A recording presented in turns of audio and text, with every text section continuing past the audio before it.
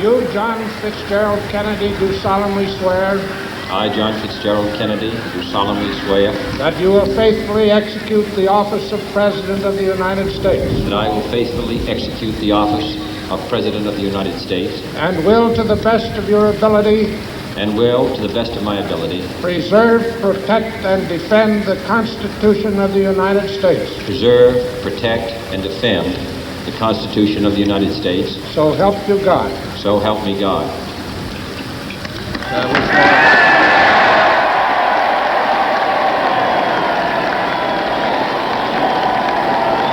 And John Fitzgerald Kennedy, 43-year-old former senator from Massachusetts, becomes the 35th President of the United States. The first person born in the 20th century to fill this great office.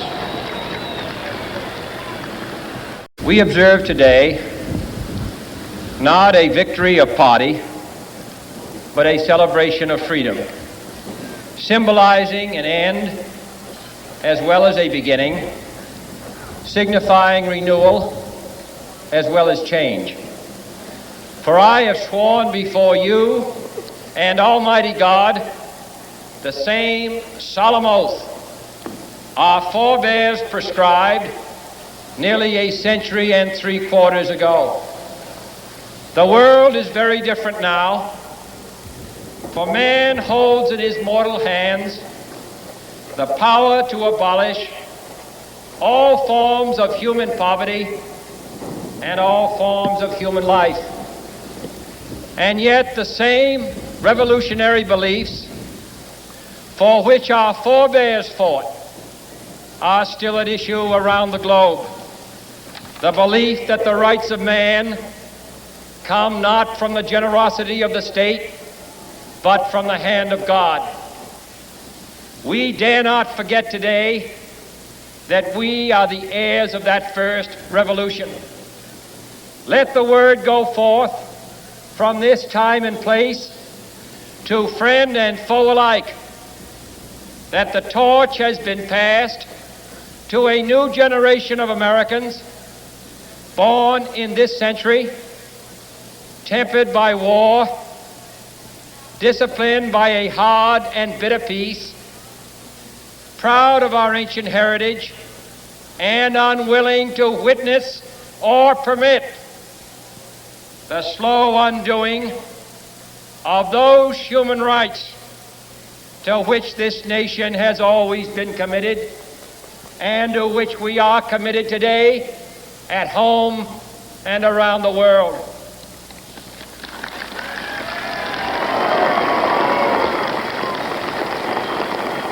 Let every nation know, whether it wishes us well or ill, that we shall pay any price, bear any burden, meet any hardship, support any friend, oppose any foe to assure the survival and the success of liberty.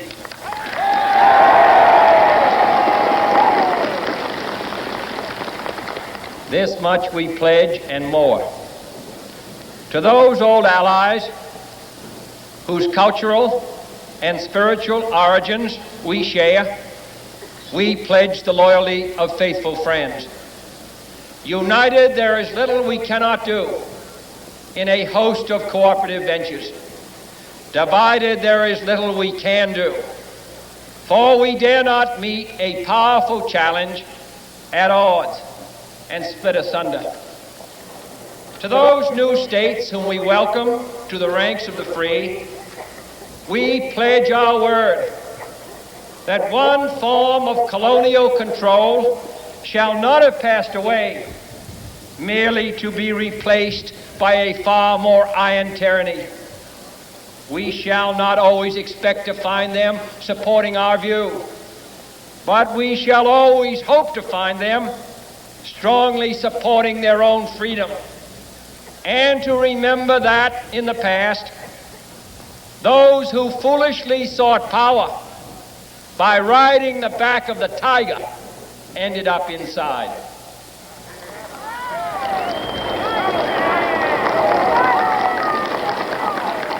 To those people in the huts and villages of half the globe struggling to break the bonds of mass misery, we pledge our best efforts to help them help themselves for whatever period is required, not because the communists may be doing it, not because we seek their votes, but because it is right. If a free society cannot help the many who are poor, it cannot save the few who are rich.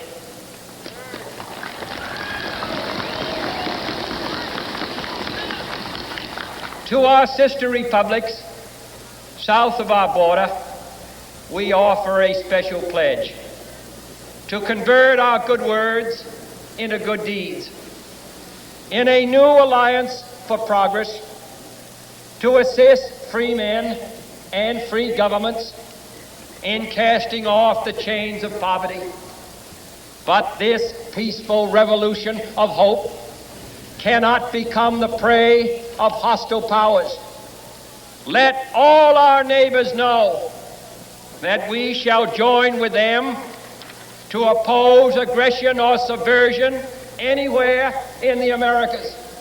And let every other power know that this hemisphere intends to remain the master of its own house.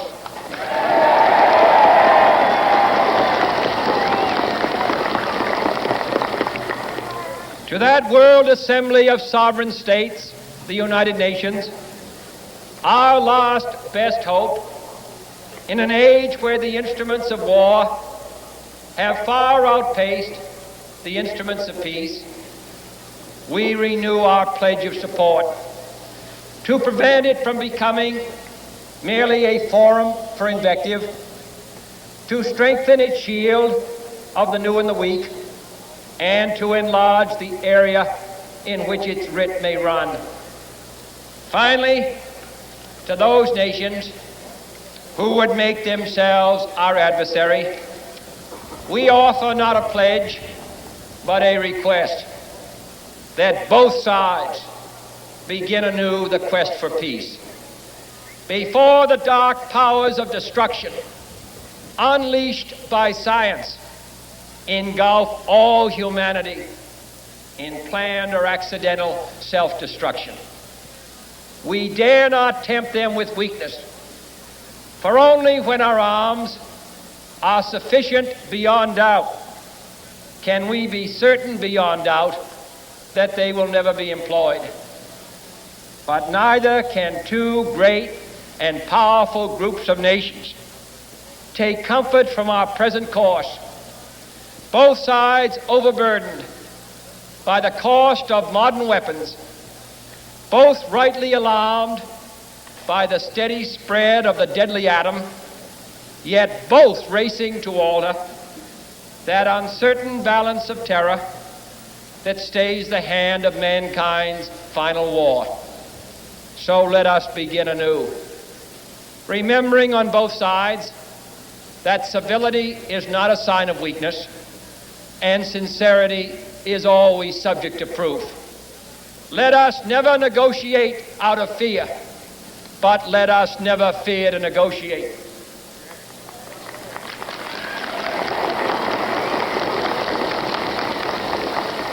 Let both sides explore what problems unite us, instead of belaboring those problems which divide us.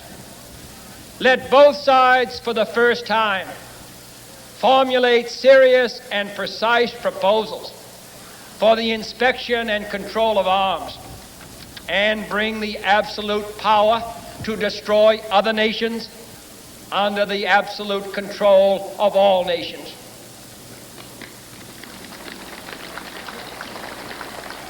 Let both sides seek to invoke the wonders of science instead of its terrors. Together, let us explore the stars, conquer the deserts, eradicate disease, tap the ocean depths, and encourage the arts and commerce.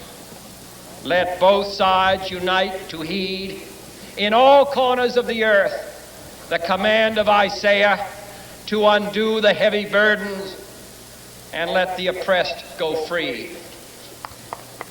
And if a beachhead of cooperation may push back the jungle of suspicion, let both sides join in creating a new endeavor, not a new balance of power, but a new world of law, where the strong are just and the weak secure and the peace preserved.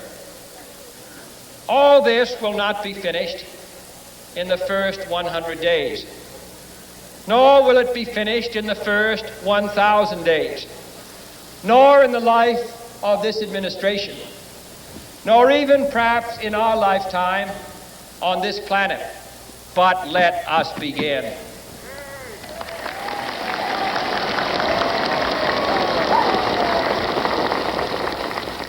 In your hands, my fellow citizens, more than mine, will rest the final success or failure of our course. Since this country was founded, each generation of Americans has been summoned to give testimony to its national loyalty. The graves of young Americans who answered the call to service surround the globe.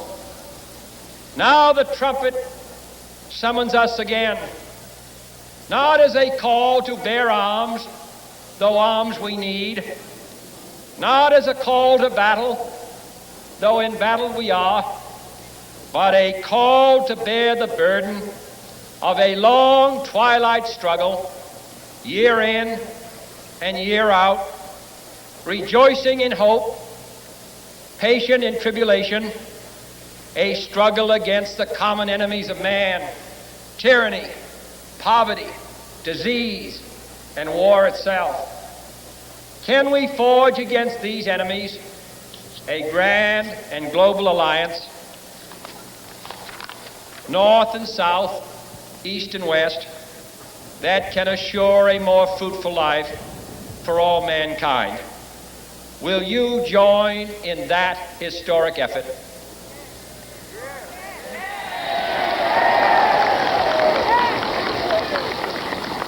In the long history of the world, only a few generations have been granted the role of defending freedom in its hour of maximum danger.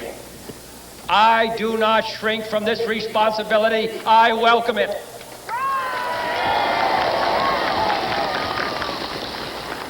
I do not believe that any of us would exchange places with any other people or any other generation. The energy, the faith, the devotion which we bring to this endeavor will light our country and all who serve it. And the glow from that fire can truly light the world. And so, my fellow Americans, ask not what your country can do for you, ask what you can do for your country.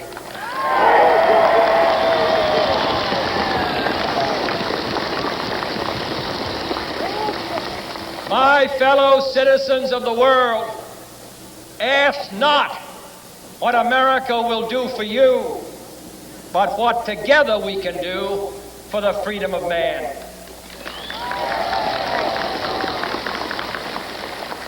Finally, whether you are citizens of America or citizens of the world, ask of us here the same high standards of strength and sacrifice which we ask of you.